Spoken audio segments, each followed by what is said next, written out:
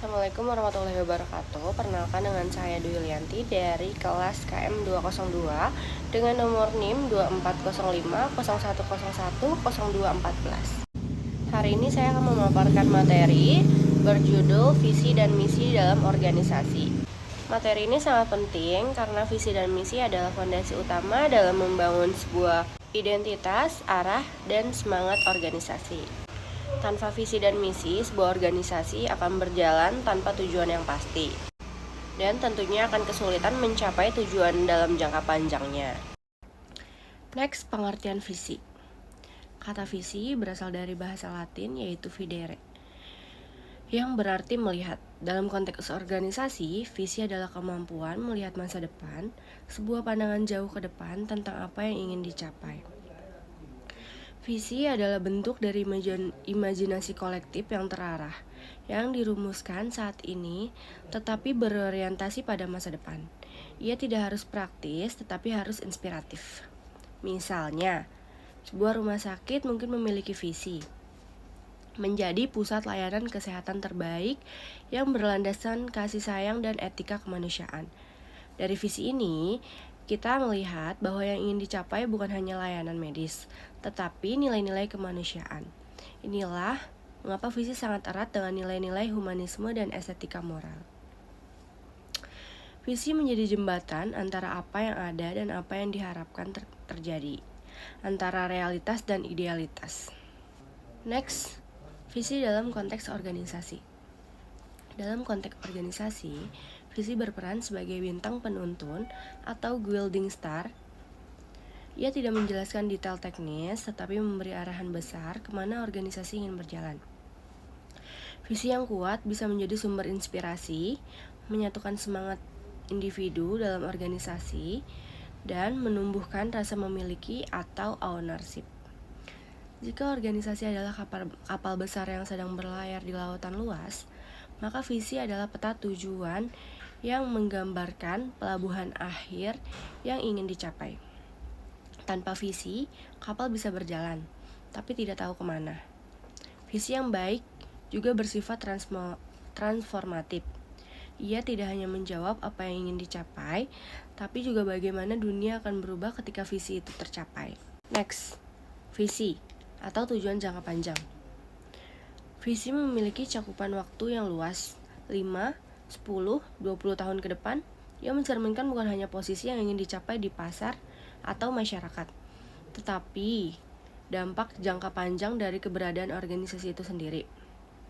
Visi tidak boleh bersifat reaktif terhadap tren sesaat. Sebaliknya, ia harus proaktif, berani menentang status, dan tetap fleksibel menghadapi perubahan zaman. Dalam dunia yang penuh ketidakpastian ini, visi memberi kepastian arah. Ia membantu organisasi tetap teguh di tengah perubahan dan menjadi sumber motivasi bagi setiap pengambil keputusan. Nah, next, karakteristik visi. Visi yang baik memiliki 6 karakteristik utama. Yang pertama, ada imaginable, yaitu dapat dibayangkan. Visi harus memicu imajinasi, mampu divisualisasikan dalam benak semua anggota organisasi. Yang kedua, desirable atau menarik. Harus menarik secara emosional, mengunggah rasa bangga dan semangat. Yang ketiga, feasible atau realistis. Walaupun ideal, visi tetap harus bisa diwujudkan meski butuh usaha yang besar. Yang keempat, fokus atau jelas. Jika tidak boleh kabur atau multitafsir, harus satu arah, padat dan spesifik. Yang kelima, fleksibel atau adaptif. Harus dapat disesuaikan dengan perkembangan zaman tanpa kehilangan esensinya. Yang keenam, communicable atau mudah dipahami. Semua orang di organisasi harus bisa mengingat dan memahami visi. Dalam pendekatan estetika humanisme, visi ini tidak hanya dinilai secara teknis, tetapi juga dilihat apakah ia mencerminkan nilai-nilai kemanusiaan, keadilan, dan keberlanjutan. Nah, next, ciri-ciri visi yang efektif. Visi yang efektif memiliki 4 ciri utama. Yang pertama, inspirasi dan menarik. Ia mampu menyentuh sisi emosional, bukan hanya logika. Visi yang baik membuat orang percaya bahwa mereka menjadi bagian dari sesuatu yang besar dan bermakna.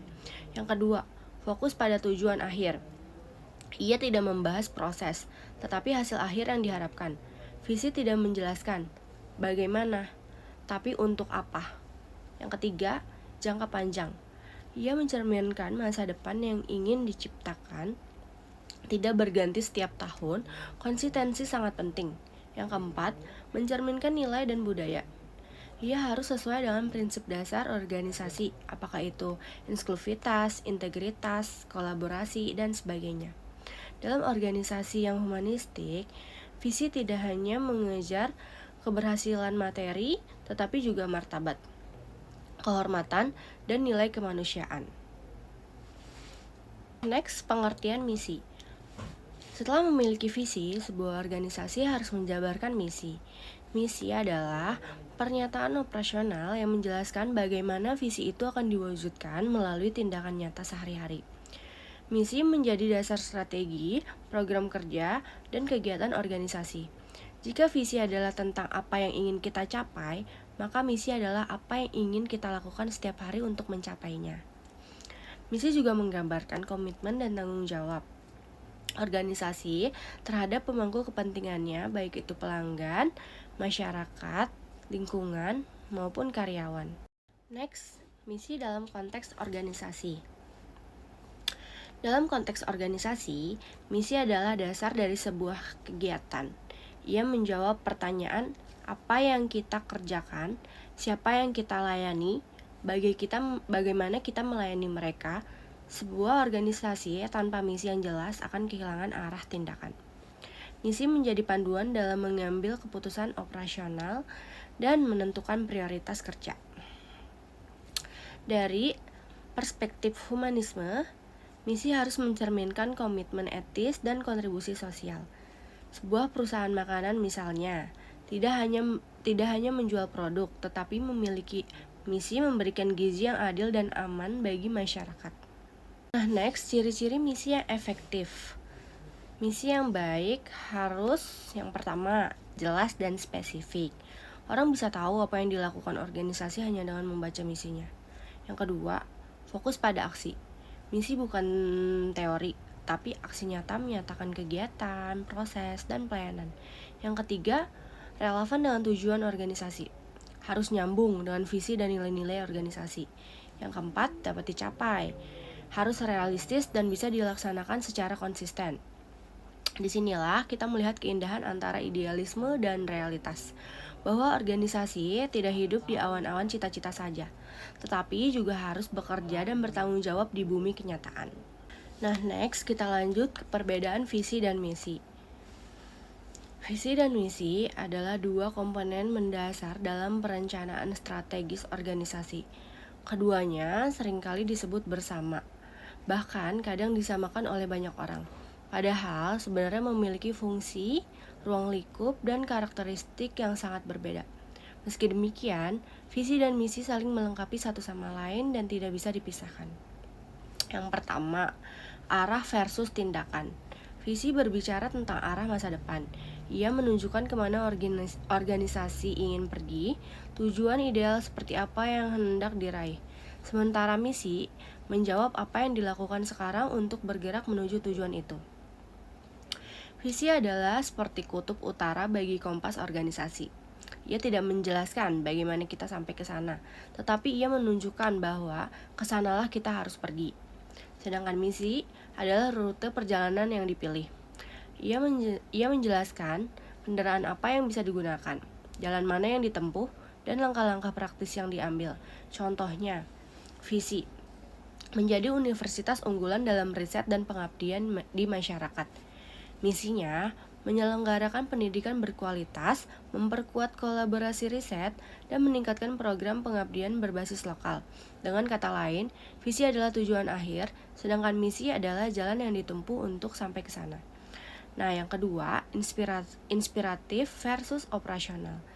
Visi bersifat menginspirasi dan menyentuh aspek emosional serta idealisme para anggota organisasi. Ia memotivasi dan menyatukan semangat kolektif. Sedangkan misi bersifat operasional, praktis, rasional, dan teknis. Visi ibarat api yang membakar semangat. Ia mendorong seseorang atau organisasi untuk berbuat lebih, untuk bermimpi lebih besar, Misi di sisi lain adalah strategi dan aktivitas nyata yang dilakukan secara harian, mingguan, dan tahunan. Dalam konteks organisasi, jika visi menyentuh dimensi kenapa atau why, maka misi menjawab pertanyaan apa dan bagaimana, what and how. Dalam pendekatan estetika humanisme, visi mencerminkan nilai-nilai ideal kemanusiaan, sementara misi mencerminkan pengalaman nilai-nilai tersebut secara nyata dalam kehidupan organisasi sehari-hari.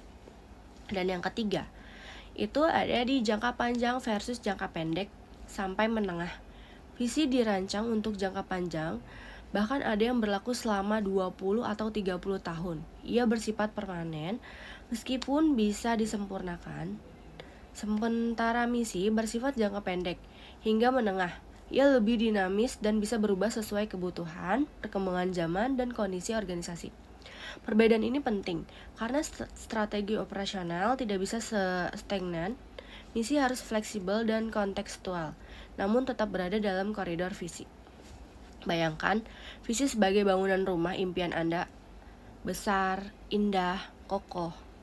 Misi adalah proses membangunnya, mulai dari menggali fondasi, mendirikan tiang, memasang atap, hingga mengecat dinding. Yang keempat, itu ada simbol ideal versus rencana nyata. Visi bersifat simbolik dan idealistik. Ia adalah representasi dari impian bersama, sedangkan misi adalah bentuk implementasi nyata dari visi tersebut dalam bentuk kegiatan, layanan, sistem kerja, dan budaya organisasi. Visi bersifat universal, bisa diaplikasikan dalam banyak konteks dan tetap relevan. Sedangkan misi sangat terikat pada konteks organisasi, baik itu jenis lembaganya, lingkup kerjanya, maupun sumber dayanya. Organisasi yang hanya memiliki visi tanpa misi akan kehilangan arah tindakan. Sebaliknya, organisasi yang hanya berfokus pada misi tanpa visi bisa aktif secara teknis tetapi kehilangan jiwa. Yang kelima, contoh analogis atau kehidupan manusia. Untuk memahami lebih mudah, mari kita analogikan perbedaan visi dan misi dalam konteks kehidupan pribadi. Jika seseorang memiliki visi, hidup menjadi manusia yang bermanfaat bagi banyak orang, maka misi hidupnya bisa berupa menjadi guru yang mendidik anak-anaknya dengan hati, menjadi relawan di bidang kemanusiaan, menyebarkan ilmu melalui media sosial secara positif, melayani dengan ketulusan dalam profesi apapun. Visi adalah impian hidup yang luhur. Misi adalah tindakan konkret untuk menghidupkan impian itu setiap hari. Keduanya tak bisa dipisahkan. Visi tanpa misi akan menjadi angan-angan. Misi tanpa visi akan menjadi rutinitas kosong. Dan yang keenam, itu ada implikasi dalam organisasi humanistik dalam organisasi yang dibangun atas dasar nilai-nilai humanistik dan estetika. Perbedaan ini menjadi sangat krusial. Visi menjadi cerminan jiwa organisasi, menampilkan nilai moral, keberpihakan pada kemanusiaan, dan kontribusi terhadap peradaban. Misi menjadi tumbuh organisasi yang bergerak, berinteraksi, melayani, dan menghadirkan nilai-nilai tersebut dalam realitas sosial. Sebagai contoh, visi kemanusiaan, membangun dunia yang adil dan beradab bagi semua orang. Misalnya, melakukan advokasi hukum, menyelenggarakan pendidikan masyarakat, dan menyediakan bantuan untuk kelompok rentan. Nah, next, fungsi, visi, dan misi dalam organisasi. Visi dan misi merupakan dua elemen fundamental dalam organisasi yang bukan hanya bersifat administratif atau simbolik, melainkan memiliki kekuatan konseptual dan praktis yang sangat besar. Mereka berfungsi sebagai kompas strategis sekaligus penuntun moral yang membimbing organisasi tidak hanya untuk mencapai hasil, tetapi juga untuk melangkah dengan makna, etika, dan tanggung jawab. Yang pertama, itu memberikan arah strategis. Visi dan misi memberikan arah jangka panjang bagi organisasi sebagaimana peta yang menunjukkan tujuan akhir dari sebuah perjalanan. Mereka membantu organisasi untuk tetap fokus, terarah, dan tidak mudah goyah di tengah dinamika perubahan lingkungan eksternal seperti pasar, teknologi, maupun sosial politik. Tanpa visi dan misi yang kuat, organisasi bisa saja aktif secara operasional, tetapi sesungguhnya berjalan tanpa arah. Dalam jangka panjang, ini beresiko menjadikan organisasi kehilangan relevansi dan jati dirinya. Dalam konteks ini, visi adalah impian besar yang menjadi cita-cita kolektif, sedangkan misi adalah langkah-langkah strategis yang sistematis untuk menuju ke sana. Next, sebagai penutup, mari kita kembali pada inti dari visi dan misi. Bahwa organisasi bukan hanya soal efisiensi, produktivitas, dan profit, tetapi juga tentang kemanusiaan, nilai, dan masa depan. Visi memberi arah, misi memberi gerak. Visi menciptakan harapan, misi menciptakan perwujudan. Dalam kerangka estetika humanisme, kita diajak untuk membangun organisasi yang tidak hanya kuat dan efisien, tapi juga indah dalam makna dan etis dan dalam tindakan. Terima kasih atas perhatiannya. Semoga penjelasan ini bisa menjadi refleksi bagi kita semua, baik sebagai individu maupun sebagai bagian dari komunitas yang ingin membangun masa depan yang lebih baik. Sekian dari saya. Wassalamualaikum warahmatullahi wabarakatuh.